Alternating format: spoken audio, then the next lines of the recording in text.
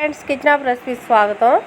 ములక్కాయ tomato curry అండి. ములక్కాయలని ముందుగా అట్లా ఈనెలు తీసేయాలండి. మొత్తం ఒక చాక్ సహాయమన్నా, స్పూన్ సహాయమన్నా, గోటితోనైనా తీయచ్చు. ఆ విధంగా అన్నీ ఈ విధంగా ఈనెలు తీసేయాలండి. మంచిగా ఈనెలు తీసి ఇగో ఈ విధంగా అన్నీ తీసానండి. ఇగో మొత్తం అవి 4 అన్నమాట. 4 ములక్కాయలు అవి ఈ విధంగా తీసి 2 ఉల్లిపాయలు, 5 టమాటాలు కట్ చేసి తాలింపు పెట్టుకుందాం.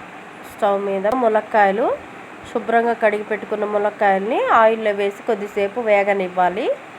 ఈ విధంగా వేయించుకుందామండి. వేగిన తర్వాత అవి తీసేద్దామండి.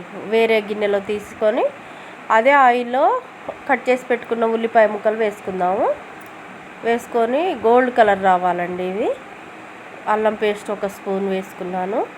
వేసుకొని అల్లం పేస్టు దాని పచ్చివాసన పోయేంత వరకు వేగనిద్దాం. కొద్దిగా పసుపు వేసుకున్నానండి, చిన్న స్పూను వేసుకొని వేగనిద్దామండి. మంచిగా వేగిన తర్వాత ఇప్పుడు ములక్కాయలు వేసుకుందామండి. ములక్కాయలు వేసుకొని కలిపి మీడియం ఫ్లేమ్లో పెట్టి చేసుకోండి. ఈ విధంగా కలిపి మూత పెట్టుకొని మధ్య మధ్యలో ఈ విధంగా అడుగంటకుండా కలుపుతూ ఉండాలండి. ఈ విధంగా కొద్దిసేపు మగ్గనివ్వాలా. ఉడికితే చాలా బాగుంటుంది. మూత పెట్టుకొని ఉడికించుకుందామండి. మీడియం ఫ్లేమ్లో పెట్టి ఉడికించుకుందాం. మధ్య మధ్యలో కలుపుతూ ఉండాలండి.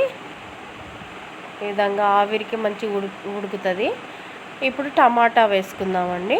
కట్ చేసి పెట్టుకున్న టమాటాలు వేసి మొత్తం కలుపుకొని మూత పెట్టి ఉడికించుకుందాం. ఈ విధంగా మొత్తం కలుపుదామండి. కలిపి మూత పెట్టి ఉడికించుకుందాం.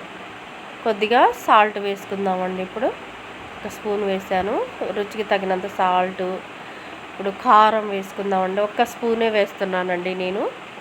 1 స్పూన్ కారం వేసి మంచిగా కలుపుకోవాలండి. మూత పెట్టి 1 గ్లాసు, పెద్ద గ్లాసే అండి, వాటర్ పోసాను.